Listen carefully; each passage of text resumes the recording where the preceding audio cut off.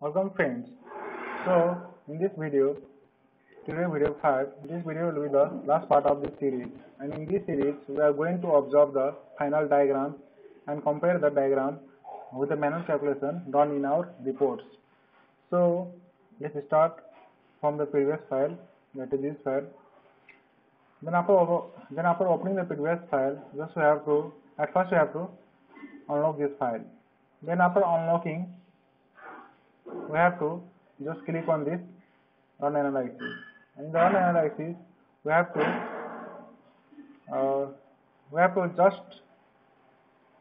just select all the load cases to run by simply clicking here.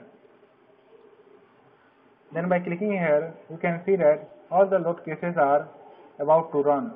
So after setting all the load cases to run, you have to just click on this option, run now. Then simply click on this option, run now. Then after clicking on this, it will take about minimum 10 to 15 minutes to compile the report. Then after the compilation of the report, we can see the deformed shape of the bridge, and we can see the different RD diagram for the forces, for the stresses, for the movement, tension, etc. So we have to wait for the 10 to 15 minutes, and 10 to 15 minutes is very longer time. So the video will be paused by me. Then after 10 to 15 minutes, I will resume the video. Then I will show you the report and the deformed shape of the bridge. So I'm going to pause this process. Then I will resume after the completion of this report. The compilation of the report has been completed. So just close it. Then after closing this, we can see the deformed shape of the bridge, and we can also get the animation view of the deformed shape by clicking here, start animation. Then by clicking here, we can see the animation of the bridge for the deformed shape for the dead load case, and we can change the step for the vehicle in this way. Just by clicking here, we can change the step for the vehicle. It means we can change up to the 201 step. Step means the vehicle position. Step 1 means the vehicle is just entering in the vehicle. Sorry, the vehicle is just entering the bridge, and step 5 means the vehicle has just covered more than a entering distance in a bridge or on a bridge. In this way, we can get the animation view of the deformed shape. And for getting the inference line diagram for the different cases, at first we have to click on this display option, and from this display option, we have to choose this option. So bridge, forces and stress. After this, it will display a dialog box. From this dialog box, you can get bridge response for any forces, like for the movement, for the axial force, for the shear force, for the torsion, for the movement about vertical axis, and for the movement about the horizontal axis. In this way, we can get the different forces, and for the different element also, we can change the element from this.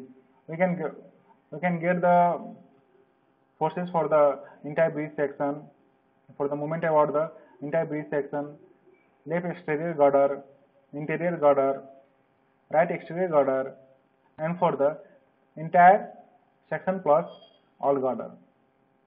But for the designing or for the modeling of bridge, we need the forces for the element of the bridge, not for the entire section plus all girder. We need the forces, movement, torsion, or any axial force for the element, like for the left exterior girder, for the entire bridge section.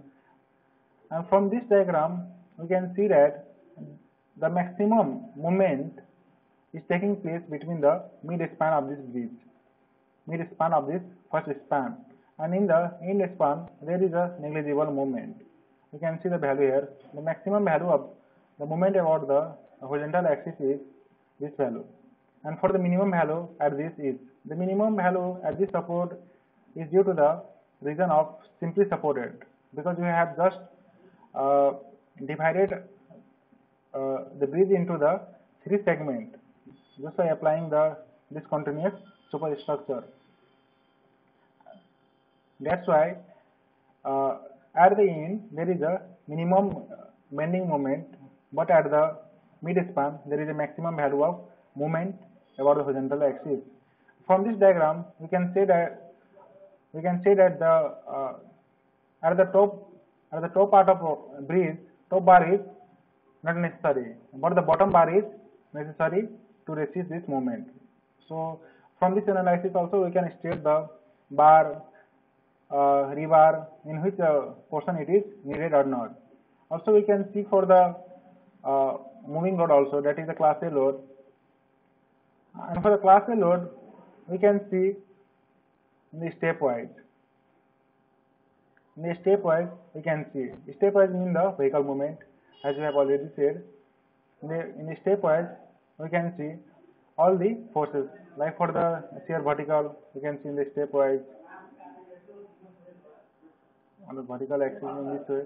So in this way, you can watch any diagram, any forces or stresses at this top bottom envelope, and this option envelope is for the maximum. For the maximum,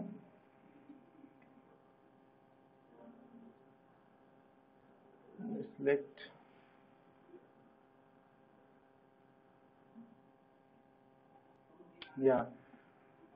this envelope option is for the maximum and the minimum load.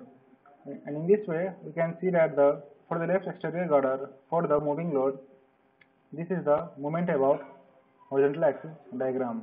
In this way, we can get the value, and you can get the diagram for different cases, for different elements, and for the different load combination. And for the combination, we have to define the load combination by going in this define toolbar, and we have to define the load cases manually in this software.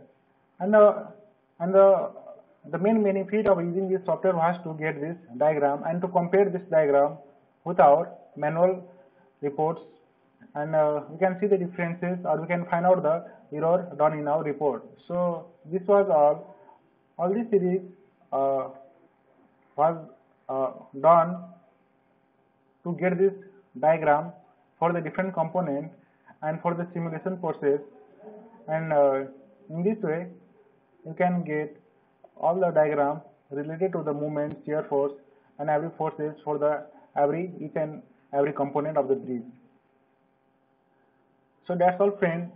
So in this series we have learned many things about the modeling of bridge, from the introduction, then defining material and the section properties of bridge, then bridge element like from the layout line to the lane, and in video 4 we have learned to define the vehicle load according to the IRC 6. Then we have run the analysis for the simulation. Then at last we have just observed the final diagram, and we can compare this diagram with the manual calculation done in our report, and we can find out the error or any improvement needed in our report. So thank you, friends, and if you do like this video, then please support me by liking this video and subscribing to my channel. And in the coming video, I will be posting the videos related to my upcoming project. So stay connected with my channel. So thank you so much. And if you have any query, then you can comment your query in the comment box. I will try my best to clear your doubts. So thank you so much, friends. Have a good day.